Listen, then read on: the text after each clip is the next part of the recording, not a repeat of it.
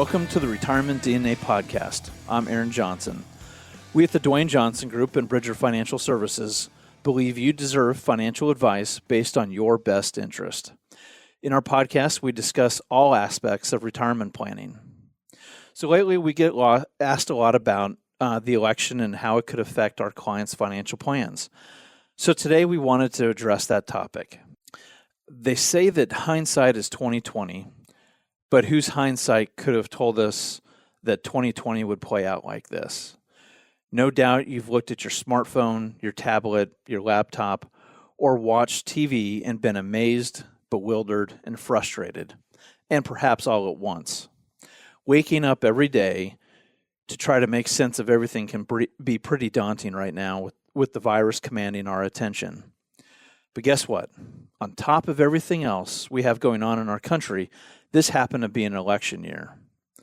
Whether you voted at your local precinct with a setup similar to what you had in the past or by mail, the election could be the most consequential in our times. And I know that cliche gets repeated before every presidential election, it seems. Yet the country seems to appear to be on the precipice of a diametric shift. When it comes to factors that decide elections, issues always get raised. Issues always continue to come to the forefront, and issues will continue to surface long after 2020.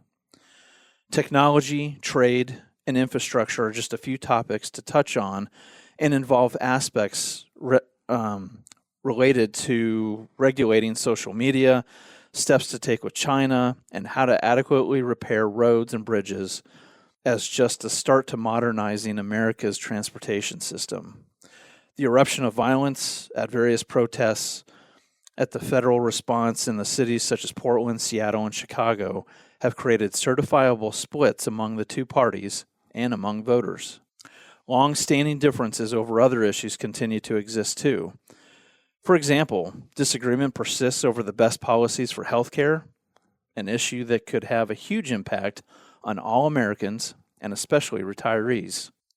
Before I go any further, I will say I hope you voted. I feel it's our civic responsibility and we shouldn't take it lightly. Now, how could the 2020 outcome affect you and your retirement vision?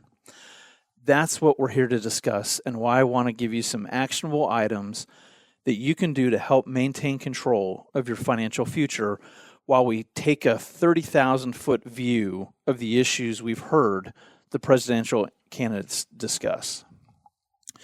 One of our goals at the Dwayne Johnson Group and Bridger Financial Services is to customize the written retirement plan we prepared for you, so your finances are ready for more than just one election. As our client, your plan must be nimble, adaptable, flexible, much like a campaign manager attempting to juggle the issues a candidate needs to hit on when they're closing out a campaign. After emerging from a pack of Democratic hopefuls when he won the South Carolina primary, Joe Biden set out for Pennsylvania Avenue residency after serving for 8 years as Barack Obama's vice president. Biden certainly knows Washington after also serving as a U.S. Senator from Delaware. Biden was prolific, writing policy proposals for his campaign, much of which are quite bold and quite expensive, coming in at just over $7 trillion in new government spending over the next decade. Biden also was rather detailed in how he would offset a significant amount of the spending, and it starts with a $4 trillion tax increase to be administered to corporations and wealthy individuals. With the introduction of a Democrat president, Republicans could rediscover financial conservativeness. We saw signs of this appearing in September and October of 2020. The GOP Senate will also block the implementation of most of Biden's proposals. But there are some things we should consider. Confrontational language of separating and delinking from China will continue for the foreseeable future. But overall, the markets will appreciate a politically split D.C. The markets understand the only thing worse than an underachieving D.C. is an overachieving D.C. Another thing that will continue and perhaps escalate is scrutiny on the big tech companies. Let's face it, while there were sharp differences between the two candidates, their priorities and their platforms, what makes 2020 different from any other year of our existence, is the coronavirus. The pandemic has changed how all of us live. From social distancing to stay at home to wearing masks this year has been crazy. The immediate future could be as well. However, our global stature as a giant in GDP makes it imperative for us to find ways to open our economy and overcome devastating unemployment.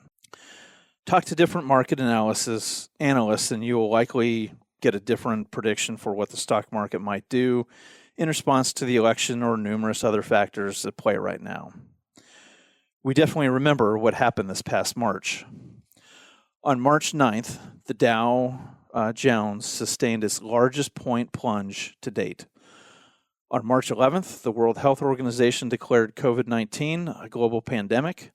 On March 12th and March 16th, the stock market experienced two more record-setting point drops. The 13% drop on March 13th in the Dow Jones, almost 3,000 points, mind you, marked the single fastest drop in Dow history. As for the S&P 500, that index fell 30% in just 22 trading days. Since then, the market has enjoyed a quick recovery, but as the election approached, coronavirus cases were on the rise in some parts of the U.S., creating concerns regarding the timing of a complete economic recovery.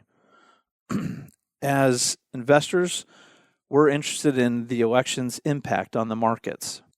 Some short-term volatility is possible, though unfortunate as we work through a presidential election result. But corporate America generally finds a way to perform over time, and those gains are usually reflected in the markets. Realize that numbers can be skewed by things outside a president's control. President Clinton became president as we came out of a recession, and the internet exploded values. Barack Obama began his presidency at the bottom of the financial crisis and immediately injected $870 billion into the economy. The fact that 5 of the top 6 presidents had the highest S&P 500 performance during their time in office were president for 8 years also skews the results. An 8-year snapshot of the markets is a very different view than a 4-year look. What I am most concerned about is the trend over time. And as I said, corporate America generally finds a way to perform. You can look at any chart and see this. However, each time frame is unique for each investor, which is something that should be factored into any financial plan. For you conservatives out there, Barack Obama and Bill Clinton might not be your favorites, but based on a list of presidents and the S&P 500 performance during their tenure, it was quite possible for you to have made money, and significant money at that, in the market when those two were president. Moreover, our roles as financial advisors, it's incumbent upon us to help you maintain control over your finances no matter who is in the Oval Office. So before we continue this look into the presidency, keep in mind that financial issues we face in this country could have as much impact on an election result in terms of what you should consider doing to help safeguard your financial future. Moves you can take now don't necessarily hinge on any one election. How long will we go before another presidential election? 4 years, right? How long will your retirement last? Believe me, you'll have other opportunities to vote for a presidential candidate again and again and again. But let's continue to look at 2020, not just in terms of the election, but also circumstances that create different financial considerations for you to look into right now. Now, I know some of you really think the stock market is going to react one way or the other depending on a presidential candidate who carries enough states to get the decisive number of electoral votes. There's never any harm in examining historical record trends for the stock market. Some predictions are based on such data. Election results and concerns stemming from who wins don't always shape the market the way some envision. Stock market returns during election years vary greatly. In this century alone, we saw a 16% jump in the market in 2012. The year Barack Obama won re-election by beating Mitt Romney, we also saw a 37% drop in the market in 2008 when Obama defeated John McCain. Of course, that year, we were also in the Great Recession. We happen to be in a recession now, too, stemming from economic impact of the coronavirus. So what I'm getting at is this. Many factors influence the market, and yes, the election could be one of them. Regardless of whatever element is cited for an economic downturn, the fact is this. Another 30% loss like we had in March to a $750,000 portfolio is a $225,000 loss in the market. And I must emphasize this could happen very quickly, just like it did in March. If a retiree planned to draw $40,000 in income off of that portfolio in the future, he or she would have just lost 5.6 years of income, potentially in a few weeks of the market crashing. And that $225,000 they would have lost, it may have originally taken them 10 plus years of hard work to have to accrue that throughout their lifetime. Back in March, when we saw the Dow drop 13% and the S&P 500 drop 30% in weeks that followed, we were steadily communicating with our clients. We weren't communicating with them because we were panicked. We were simply reaching out to them to remind them of the plans that we've put in place for times just like these. This is why we create the portfolios that we do.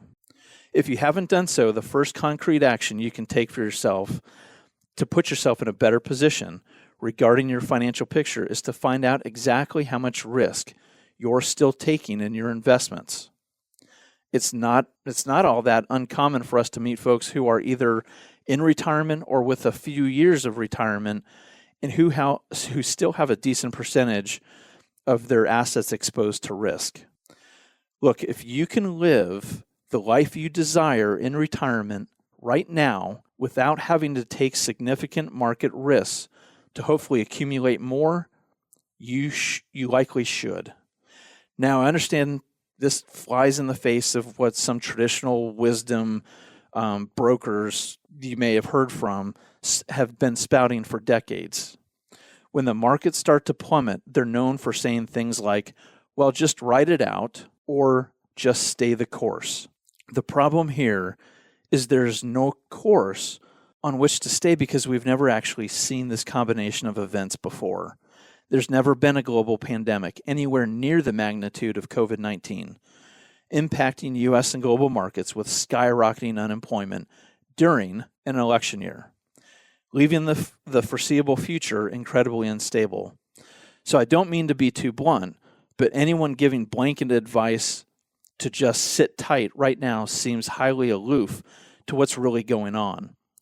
And if you don't absolutely need to be taking risk to get where you're going, that kind of exposure doesn't make much sense. Now, some of you might be asking yourself, what even is a risk analysis? This sounds like something from NASA. Is it going to be 200 pages of stuff that you can't understand? And the simple answer to that is no. I know those of you who have completed a risk analysis can attest that it's just a simple review of your retirement portfolio to determine how much of your assets are at risk in the market and what chance you have of not reaching your desired financial goals. What this does in a few simple pages is gives you an at-glance clarity around where you stand financially and what risk adjustments you might need to make. Right now, with so much feeling uncertain, that kind of certainty is invaluable. So I highly encourage you to give us a call and let us run a risk analysis for you. Having that kind of clarity is possible, and many people have just never had it. One of Trump's signature legislative achievements came shortly after he was elected when he signed the Tax Cuts and Jobs Act. The measure is also referred to as the Trump tax cuts. The legislation cut individual income tax rates, though the changes expire in 2025. However, Congress could renew some or all of those provisions at any time. Biden and Harris have said that they will get rid of the Trump tax cuts. What would you predict will happen with taxes, especially after several rounds of relief spending amounting to trillions of dollars has been appropriated this year to assist individuals and businesses impacted by COVID-19? At some point, these trillions of dollars need to be repaid. And guess who the burden falls to? That's right, us, the taxpayers. Keep in mind, too, that when the Trump tax cuts do expire, most taxpayers will likely be hit with some kind of tax hike unless the provisions of the Tax Cuts and Jobs Act are extended. So this could very well impact your retirement accounts, especially your IRAs and your 401ks, your 403bs or your 457s. Why do you ask? Well, let me explain the difference between a traditional IRA and a Roth IRA. A traditional IRA allows you to put in pre-tax dollars. These dollars grow tax deferred, meaning you don't pay any taxes until you start to take withdrawals. A Roth IRA is funded with already taxed dollars. Taxes do not have to be paid later when you take the distributions beginning at 59.5, as long as those funds have been in there for at least 5 years. So think about farmers for a moment. Think specifically about the seeds that a farmer plants. Would you rather pay taxes on the seeds or on the harvest that results from those seeds? The seeds, right? A Roth IRA is much like those seeds, paid for with taxes up front.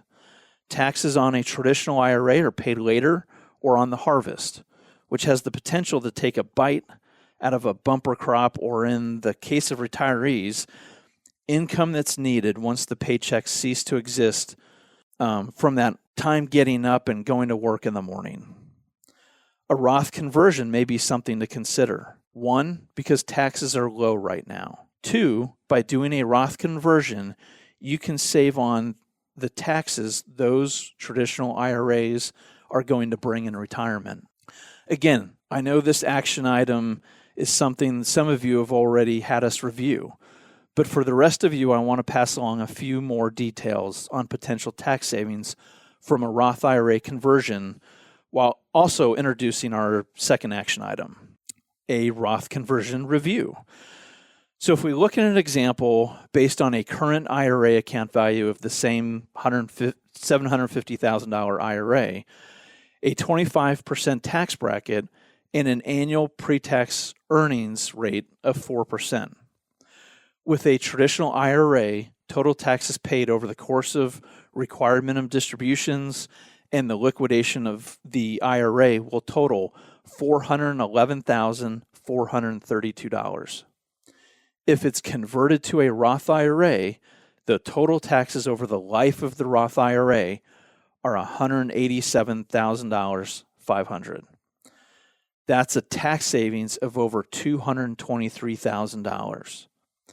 There are other variables too, and these are all factors in how a Roth conversion is calculated. It's what we look into when we're reviewing the value of a Roth conversion of your portfolio. So if you want us to take a look, give us a call. Our phone number is 951-244-6702, and we can schedule a time to do a Roth conversion review for you, and we can do a risk analysis for you as well. A Roth conversion review is just simply a quick check to see how beneficial a Roth conversion could be for you. It lets you know exactly what a conversion would cost in taxes, both now and prior to the recent market decline. So you can get a sense of what it might cost should your account rebound fully to its pre-COVID-19 levels. What this ultimately means to you is that you can make a wise decision as to whether a Roth conversion is ultimately worth it for you or not. Once you've seen the numbers, if you'd like our help actually completing the conversion, we'll let you know exactly what it would take to do that. Even after you layer on whatever factors you want to consider about the 2020 election, the reaction of the stock market is hard to predict. Timing the market based on the result of an election seems good in theory, but it's only a theory. Assumptions don't always hold true about candidates, platforms, and their economy, and their effect on the economy. This much we do know. Life goes on.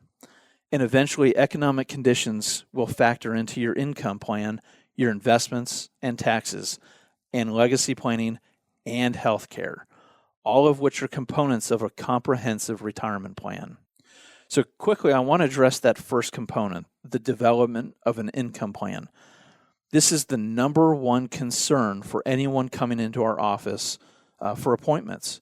It's also the number one reason for having a written plan, so you can use a guide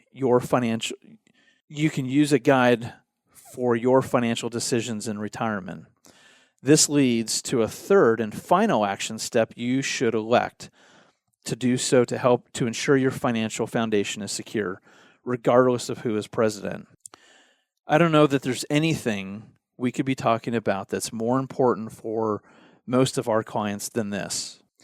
For years now, when new clients have walked through our doors, we've visited with them about the different parts of their fiscal or their financial house. Some of you might remember that reference, I'm sure. Just like when you were building physical homes, when building a fiscal home, it's absolutely critical that we get one thing straight and solid. And that one thing, of course, is the foundation. Several of you have built homes before, and as far as excitement goes, unless you're just staring at concrete, foundations are about as boring as things come. There's several walls of cement poured several feet into the ground, reinforced with rebar. They're not exactly exciting, but they're absolutely critical because on them, everything else is built, right? So those fancy granite countertops we all love, or that amazing master bath that we build, those things don't matter much if the foundation caves in. The same is true of your foundation in retirement. So in retirement, the equivalent of your boring foundation is your income. For 30 or 40 years, the vast majority of you have been receiving regular paychecks, but once in retirement, the responsibility of manufacturing those falls primarily on you. When it comes to paychecks in retirement, the last thing people are looking for is excitement. Instead, they simply want consistency and predictability. Once in retirement, no one wants to find a crack in their plan. This could show up in a number of different ways. It could look like a significant loss in the market that might impact the amount you have to create retirement income, or it could look like paychecks that simply don't keep pace with inflation over time, or it could look like a stroke or other significant health event that requires you to tap into a big portion of your assets and derail that plan.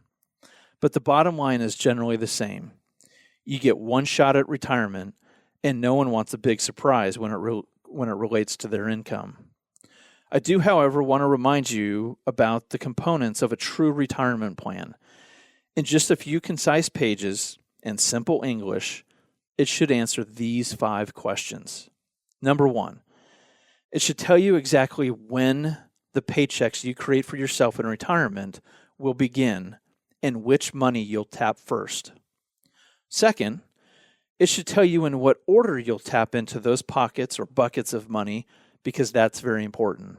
And third, a good retirement income plan won't just stay static, but the cost of goods don't stay static either, so it will need to grow over time.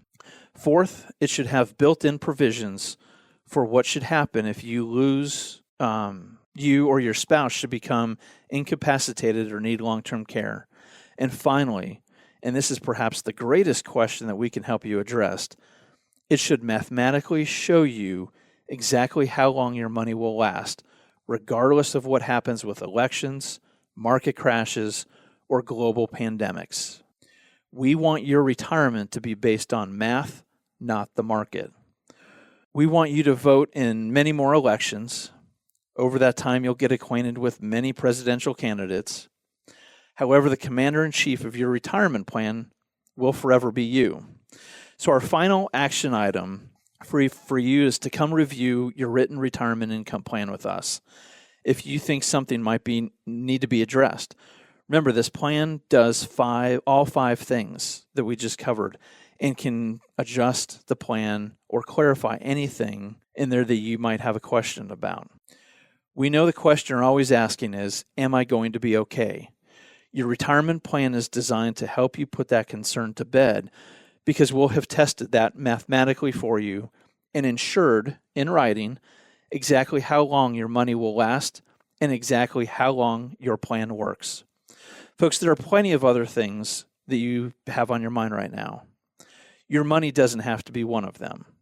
So if you'd like to have this kind of clarity, give us a phone call at 951-244-6702 and schedule a complimentary consultation with us. There's no pressure to become a client.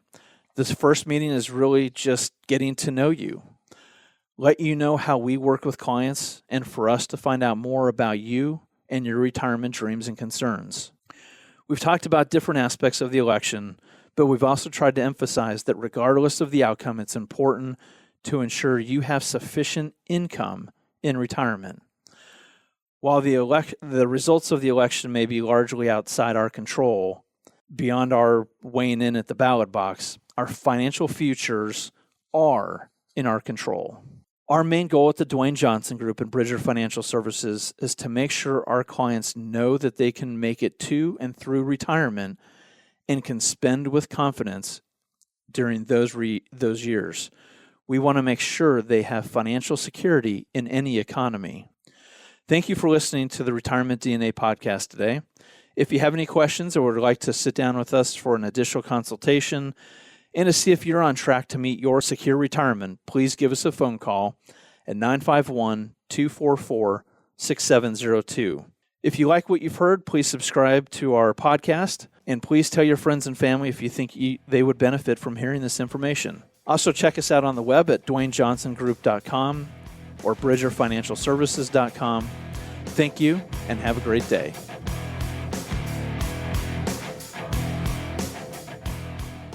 Investment advisory services offered through Bridger Financial Services, LLC, a registered investment advisor in the state of California. Insurance products and services are offered through Dwayne Johnson Group, LLC, affiliated company.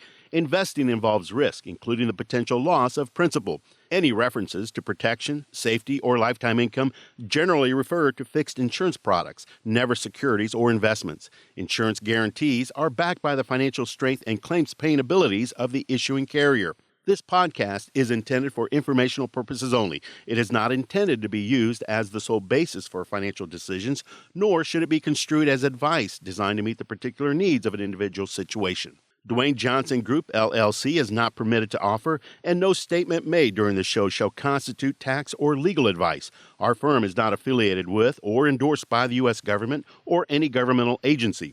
The information and opinions contained herein provided by third parties have been obtained from sources believed to be reliable, but accuracy and completeness cannot be guaranteed by Dwayne Johnson Group, LLC.